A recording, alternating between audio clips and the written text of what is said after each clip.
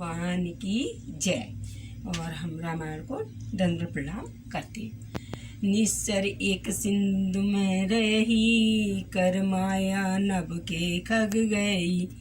जीव जंत के गगन उड़ाई, जब बिलो के तिनहि के परछाई।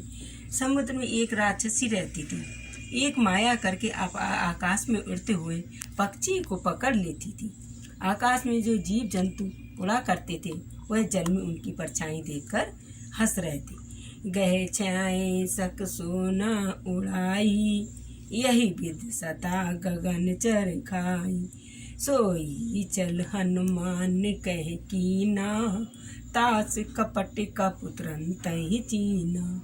उस परछाई को पकड़ लेती थी जिससे वो उड़ नहीं सकते थे और जल में जाकर गिर पड़ते थे। इस प्रकार वह सदा आकाश में उड़ने वाले जीवों को माया करती थी।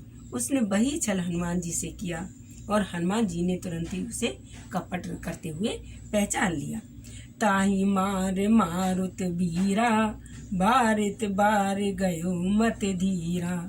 ताही जाए मन सोवा, गुंजत चंजरी के मन लोहुआ। पवन सुत जो हनुमान हैं, धीर बुद्धि वाले और साहस वाले श्री हनुमान जी इनको मार कर समुद्र के पार गए। जहाँ जाकर उन्होंने वन की शोभा देखी, वहाँ पुष्प के लोभ से भौरों पर गुजर रहे थे। इसी प्रकार से नाना तर फल फूल खाए, खग मृग देख देख मन भाए। शैल विशाल देख एक आगे, तापर धाई चढ़े भय त्यागे। देखिए नाना प्रकार के उन्हें भगवान हनुमान जी ने फल फूल से सुशोभित हैं, तब उन्हें पशु पक्षियों से समूह को देखकर तो भी मन में बहुत ही प्रसन्न हुए। सामने एक विशाल पर्वत देखकर हनुमान जी भय त्याग कर उस पर दौड़कर चढ़ पड़े। उमानस कछु कप कै अधिकाई, प्रभु प्रताप जो कालई की खाई। गिर पर चढ़ लंका ते देखी, कहीं न जाई अति दुर्ग विषेकी।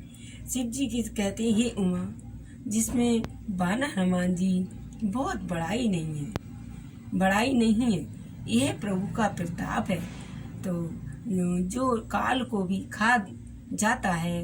पर्वत पर चढ़कर उन्होंने लंका देखी, बहुत ही बड़ा किला है, वहाँ कुछ नहीं जाता। अति उमंग जल नित्य चौपासा, कनक कोट कर परम प्रकाशा। ये अत्यंत ऊंचा पर्वत है और अत्यंत विशाल है। उन चारों तरफ समुद्र है, सोने के परकोटे, चार दीवारी पर परम प्रकाश हो रहा है। कितना प्रकाश शोभायमान। तब ये चौपाई गाई है। कनक कोट विचित्र मणिक रत्न, सुंदरताय अनाघना। चौहट हट सुबट बीती, चारे बहु विधि विधि बना। गज बाज खचर निकर पदचर, रच बरूथ ने को गने। बहु रूप बरन निश्चर जूत, अति बल सीन वर्णत नहीं। देख विचित्र मणियों से, कितने मणियों से सुशोभित हुआ सोने का परकोटा है।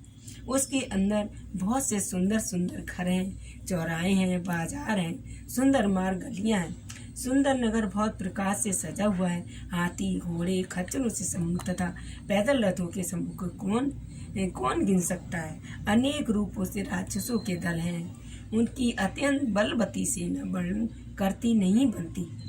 तब ये वो कहता है, शोभायमान की शोभा करके बड़ाई करके तब कहता है, बन बाके उपवन बाटिका, सरकूप पापी सोई।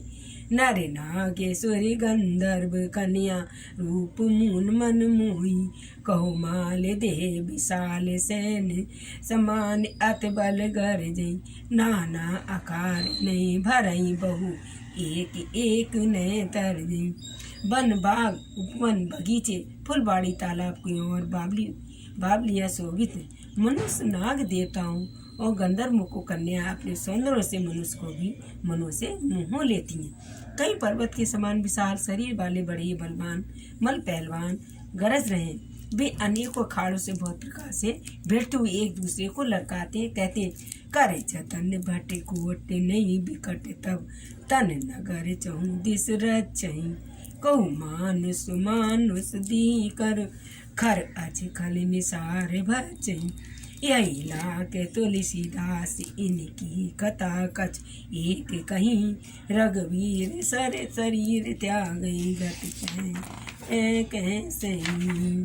भयंकर शरीर वाले करोड़े योद्धा अपनी यत्न करके बड़ी सावधानी से नगर की चारों ओर दिशाओं में रखवाली कर रहे हैं। कहीं दुष्ट राक्षस हैं तो कहीं भैंस मनुष्य, कहीं गायों की गीदड़ों की बकरों को खा रहे हैं। तुलसीदास ने इसकी कथा इसलिए कुछ थोड़ी सी कही है कि ये निश्चय श्री रामचंद्र जी के बाग रूपी तीर से शरीर को त्याग कर परम गत को पाएंगे। पुर रखवारे देख कप मन कीन विचार अकलग रूप धरो निस नगर करो पैसार। नगर के बहु रखवालों को देखकर हनुमान जी ने मन में विचार किया, अत्यंत छोटा रूप धर करके रात के समय नगर में प्रवेश करते हैं। बोलो हनुमान रामचंद्र भगवान की जय।